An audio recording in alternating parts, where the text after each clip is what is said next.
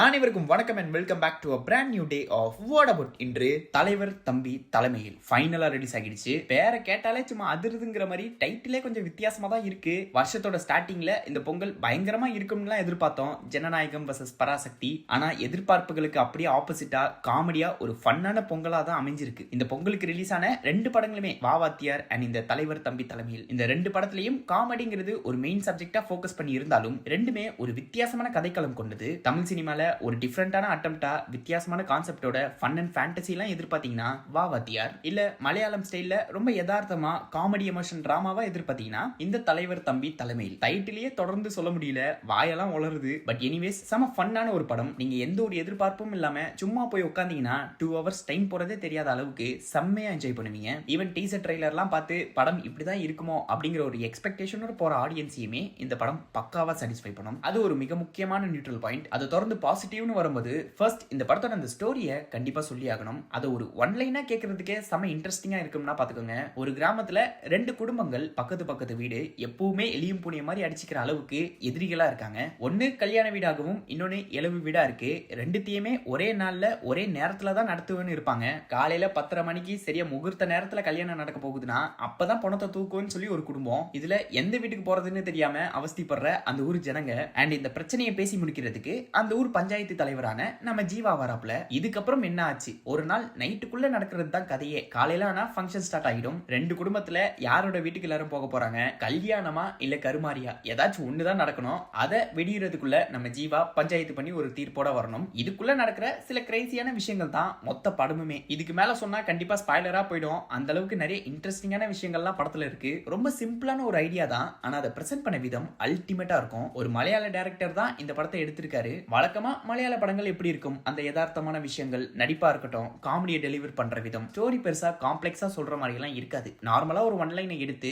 அதை ரொம்ப ரியலிஸ்டிக்கா என்கேஜிங்கா பிரசன்ட் பண்றது, அதே மாதிரியான ஒரு ஃபிளேவர் இந்த படத்துலயுமே இருக்கு. தமிழ் ஸ்டார்ஸை வச்சு ஒரு மலையாள படம்னா எப்படி இருக்கும் அந்த மாதிரி கன்சிடர் பண்ணலாம். ஈவன் இந்த படத்துடைய டைரக்டரோட ப்ரீவியஸ் படமான ஃபெலிமி, நம்ம பேசில் ஜோசப் நடிச்சிருப்பாப்ல. குடும்பத்தோட வாரணாசிக்கு டிராவல் பண்ணும்போது போற வழியில ஃபேமிலி மெம்பர்ல ஒருத்தர் காணோம். அவங்கள தேடுறது தான் கதையே. அதை ரொம்ப யதார்த்தமா ஸ்கிரிப்டடா சொல்லாம போற போக்குல சொன்னா எப்படி இருக்கும், அதே மாதிரியான ஸ்கிரீன் பிளேய இந்த படத்துலயுமே நீங்க பார்க்கலாம். எங்கேயுமே போர் அடிக்காம ரவுண்டா 2 மணி நேரத்துக்கு ஆடியன்ஸை செம்ம என்கேஜிங்கா கொண்டு போயிருப்பாங்க. அடுத்து இதுதான் நடக்க போகுதுங்கிற மாதிரி பிரெடிக்டபிள் ஸ்டோரியா இருந்தாலும் அது அவ்வளவு பெரிய குறைகளா தெரியாத அளவுக்கு காமெடியில பிரிச்சு மேஞ்சிருப்பாங்க. ஹியூமருக்கு பஞ்சமே இல்லாத அளவுக்கு படம் ஃபுல்லா நான் ஸ்டாப்பா காமெடி இருக்கும். அது படத்துக்கு ஒரு மிகப்பெரிய பக்கபலமா இருக்கு. எந்த ஒரு காமெடியுமே ஸ்கிரிப்டட் லைக் காமெடிக்காக சில விஷயங்கள் பண்றது, அந்த மாதிரி எல்லாம் காமெடியை ஃபோர்ஸ்ஃபுல்லி திணிக்காம அவங்க என்னவோ ஒன்னு பண்றாங்க, அது நமக்கு காமெடியா தெரியுது. சின்ன சின்னதான ஹியூமர் தான். இப்ப வர படங்கள்ல காமெடிங்கிறது ஒரு சப்ஜெக்டிவ் தான், எல்லாமே எல்லாருக்கும் ஒர்க் ஆகிடும்னு சொல்ல முடியாது. ஆனா இங்க 10 காமெடி இருக்குதுன்னா அட்லீஸ்ட் 8 காமெடியாச்சும் ஒர்க் ஆகும். அந்த கனெக்டிவிட்டி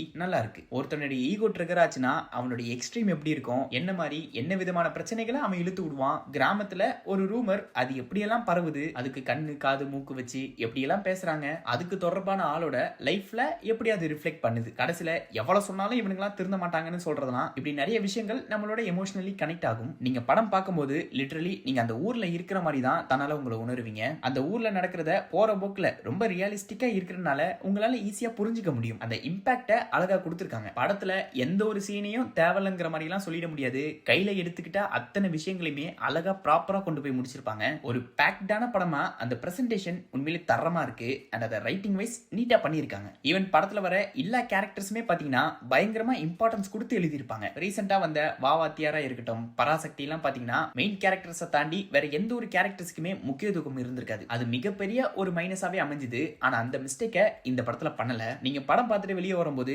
கண்டிப்பா ஒவ்வொரு கேரக்டர்ஸ் சப்போர்ட்டிங் ரோல் முதற்கொண்டு எல்லாமே நம்ம மனசுல அப்படியே தங்கி இருக்கும். எல்லா கேரக்டர்ஸுமே பாத்தீங்கன்னா நல்லா பெர்ஃபார்ம் பண்ணக்கூடிய ஸ்டார்ஸை தான் தேர்ந்தெடுத்திருப்பாங்க. வில்லேஜ் கான்செப்ட்ங்கிறனால நடிச்சவங்க அத்தனை பேருமே அந்த கேரக்டரோட அழகா பொருந்தி இருக்காங்க. தம்பி ராமையாவோட பெர்ஃபார்மன்ஸ், இளவரசு அவர் கோவப்படுறதெல்லாம் பார்த்தா சிரிப்பு தான் வரும். எதிர்கட்சி தலைவனா வர நம்ம ஜென்சன் திவாகர் ஒரு குட்டியை குழப்புற கேரக்டர் அது. இது போக மாப்பிளையா வர கேரக்டர், சித்தப்பா, சமையல்காரன், படத்துல ஒரு மனநிலை பாதிக்கப்பட்ட ஒரு கேரக்டரை காட்டியிருப்பாங்க.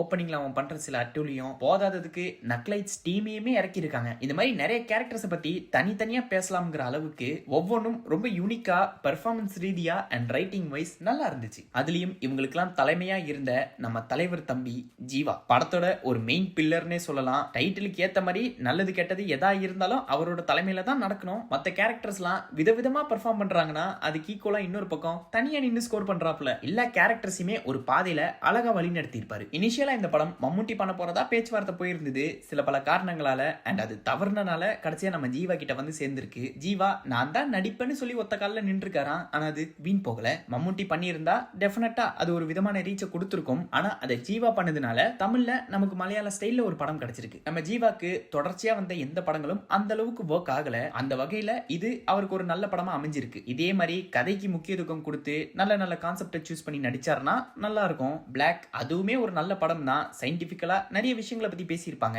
ஆனா அது எதனால ஆடியன்ஸ் மத்தியில அந்த அளவுக்கான ஒரு ரீச் கொடுக்கலங்கிறது சத்தியமா தெரியல. ஆனா இந்த படம் ஒரு ரீஃப்ரெஷ்டான படமா தான் நம்ம ஜீவாக்கு இருக்கும். இது ஒரு கம்பேக்னு சொல்லலாமான்லாம் தெரியாது. ஆனா இந்த கேரக்டர் நம்ம ஜீவாவோட கெரியர்ல ஒன் ஆஃப் த பெஸ்டா இருக்கும். நம்ம ஜீவா அரசியல் ரீதியா சில விஷயங்கள் பண்ணுவாப்ல.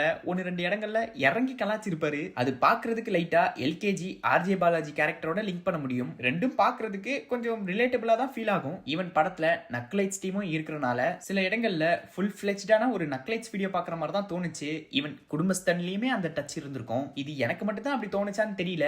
யாருக்காச்சும் அப்படி தோணி இருந்தா கமெண்ட்ல சொல்லுங்க. படத்தோட அந்த மேக்கிங்லாம் பாத்தீங்கன்னா பெஸ்டா பண்ணி கொடுத்திருக்காங்க.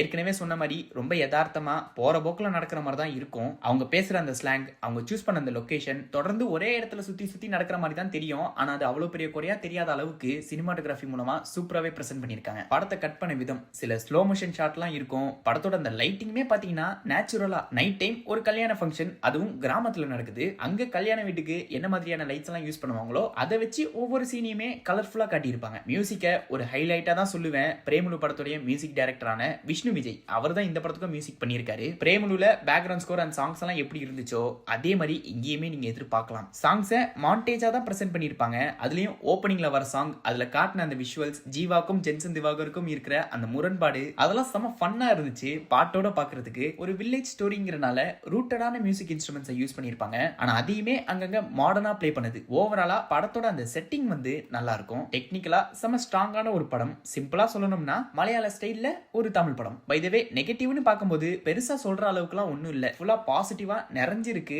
என்ன சில இடங்கள்ல ஒரே இடத்தை சுத்திக்கிட்டு இருக்கிற மாதிரி தான் தெரியும். ஐ மீன் ஒரே விஷயத்த பல விதமா சொல்லியிருப்பாங்க. நீங்க படம் பார்க்கும்போது கண்டிப்பா உங்களுக்கு புரியும். காமெடியை இன்னுமே அதிகமா வச்சு ஒரு முழு நீள காமெடி படமா கொண்டு போயிருக்கலாம். பட் காமெடி பிளஸ் டிராமாவா தான் படம் இருக்கும். மற்றபடி ஓவராலா ஒரு அமேசிங்கான படம். ஃபேமிலி ஆடியன்ஸ் அண்ட் குழந்தைங்க உட்பட எல்லாருக்குமே இந்த படம் சூப்பரா ஒர்க் ஆகும். சோ இந்த படத்தை பத்தி நீங்க என்ன நினைக்கிறீங்க? உங்களோட பர்சனல் தாட்ஸ் அண்ட் வியூஸை மறக்காம கமெண்ட் பண்ணி அப்படியே அந்த லைக் பட்டன் தட்டி விடுங்க. அடுத்து உங்களை அந்த பிராண்ட் நியூ டேல வந்து சந்திக்கிறேன். அது வரைக்கும் நான் உங்களிடமிருந்து விடைபெறுகிறேன். Tata bye. See you.